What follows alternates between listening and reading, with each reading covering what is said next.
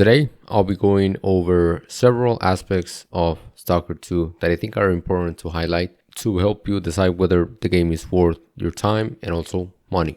This video is divided into chapters, so you can skip to any section you're mostly interested in. And at the end, I'll also give the game a final rating along with a summary of my overall thoughts after finishing S.T.A.L.K.E.R 2. Let's talk about the gameplay first, which for an FPS or a first-person shooter game is arguably one of the most important aspects. And I'd say it's generally quite good. Nothing out of this world or anything like that, but the looting, shooting, and core mechanics feel quite solid. But that said, it does have its negatives. One, I believe that, not that I believe, but I've seen also other people say that there's just way too much loot. I even modded the game to reduce how much I was getting, and I still felt like I was receiving a decent amount. On PC specifically, aiming isn't exactly snappy, though it is not terrible either. This becomes more noticeable if you're playing with low frames per second. In the gameplay shown in the background, I had frame generation on, which adds noticeable mouse input delay. It's not crazy bad, but if you have played other FPS games, you will definitely feel the difference in precision. The third point, or third negative, is that you'll probably notice some parts in the footage where I'm just checking the map and running. This can make up around 30 to 40% of the game. It's a lot of moving from point A to point B. While this loop is similar to the original S.T.A.L.K.E.R, I'll argue it was more engaging there thanks to the presence of the A-Life system, which pulled you into random events in a way that S.T.A.L.K.E.R 2 doesn't. We'll get more into A-Life later, but in short, while the traversal portion of the game isn't terrible, it's definitely a downgrade compared to the first game or popular mods like S.T.A.L.K.E.R Anomaly. Despite these negatives, one thing I really enjoyed was the gun progression. Whether you're following the main story or completing side quests, you will find cool weapons that allow you to switch up your playstyle, and that part was genuinely fun, and I feel like I had to highlight it. Overall, the gameplay aspect of this game has some clear areas for improvement, but nothing so bad that it ruined the experience for me. It was just solid overall, but with a lot of improvements that could be really good to the gameplay.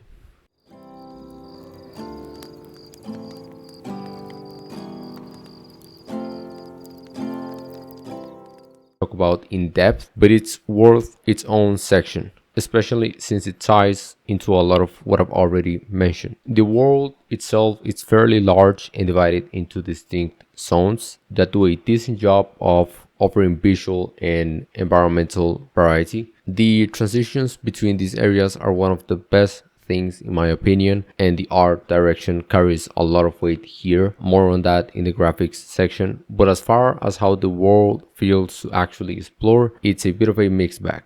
At times, it feels immersive and atmospheric, especially in more dangerous or story-relevant areas, but much more of the open world ends up feeling a little bit lifeless. The random events that should make exploration more dynamic are too sparse, and this ties directly into the lack of a functioning A-Life system. So instead of NPCs moving around organically or creating emergent scenarios, most of them just spawn when you get close to a location. You are not wandering into conflicts or encountering meaningful AI-driven behaviors the way you would see in the original S.T.A.L.K.E.R or S.T.A.L.K.E.R Anomaly. It's more like walk, loot, fight, and repeat with very little unpredictability. Still, I wouldn't say it's terrible if you're new to the series or you just want a more structured open world with some side content here and there. It can still be engaging.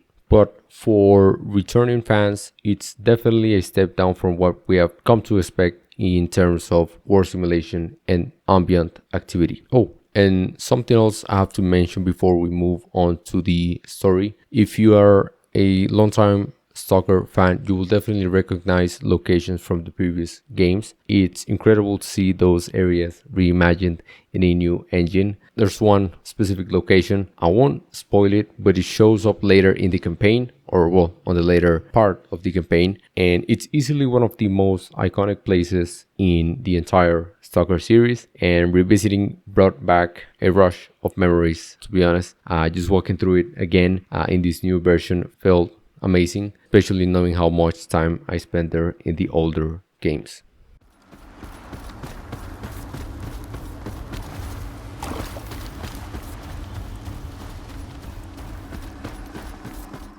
The main complaint I've seen is about its repetitive structure, which an NPC tells you to retrieve or do something, and once you get there, usually after running from point A to point B, another NPC shows up and asks you to do their task in order to help you with the thing you originally came for. And that loops continues throughout the whole campaign. So yeah, if you're looking at it from a high level perspective, it is repetitive. But here's the thing. The missions themselves rarely feel repetitive. Each one usually includes something unique, a strange environment, an unexpected enemy or a new enemy, a twist in the objective, or some memorable, well, relatively memorable encounter. That variety makes a big difference. Even though the structure repeats, the content itself of each mission keeps it from getting stale. So I didn't find the repetition to be annoying at all. As for the so-called clusterfuck nature of the story, I actually like that part the most. It reminded me a lot of the original S.T.A.L.K.E.R, where nothing really made sense until the very end. The game is full of bizarre events, oddball characters, random humor, nonsense, and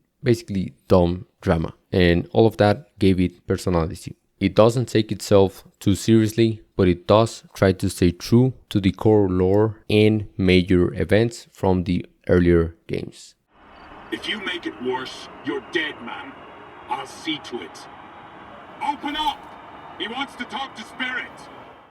This deserves to be called out clearly, which is that there is no A-Life system. A-Life, for those unfamiliar, was a background simulation that allowed NPCs to live their quote-unquote own lives in the zone, patrolling, hunting, fighting, and then dying, regardless of whether you were around. In S.T.A.L.K.E.R 2, NPCs just spawn when you approach a certain radius and then disappear when you leave. So for an open world game, this is a letdown. Good AI is key to making a world feel alive. Just look at Red Dead 2. Personally, it didn't completely ruin the experience for me, but the downgrade from old S.T.A.L.K.E.R games is clear. It takes away from the unpredictability and depth of the zone.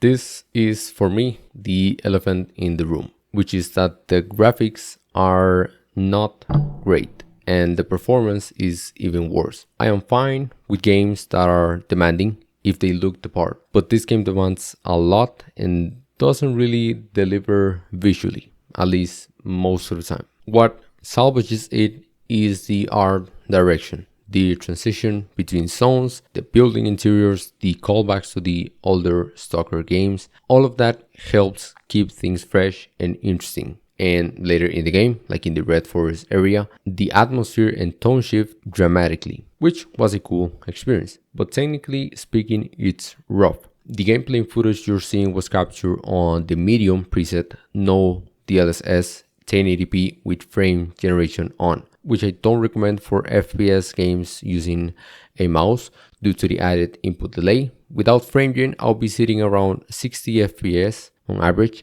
which I dislike given I have a 144 Hz monitor and the smoothness just isn't there without it, at least. My specs are in the description, which is a 5700 X3D and a 4070 Super. In dense areas like towns, I was getting around 80 to 100 FPS with FrameGen, which will drop to 40 to 60 FPS without it. In less populated areas, I would see around 150 to 180 with FrameGen, or around 80 to 100 FPS without frame gen. And honestly, for how the game looks outdoors, that is pretty bad. To be fair, interiors, gun models, food items, and NPCs are detailed and look great. You can clearly see where the GPU load is going, but once you step outside, the visuals just don't justify the performance. So unless you have a higher end setup than mine, I will think twice before buying this on PC, especially since the combat responsiveness takes a hit. Even without frame gen, there's built-in delay that becomes much more noticeable if you're not hitting high frame rates. It almost feels like you're playing on a controller. Although, if you intend to play it with a controller on PC, then I don't think you will notice that at all. I think this is sort of one of those games that was made primarily for consoles, well, like with Fallout 4. So when they ported it over to PC, then they of course missed some details and missed the optimization required to make basically playing with a mouse feel good. So if you're playing with a controller on PC, then there's, I don't think, any problem. But with mouse, I think that definitely needs to be mentioned.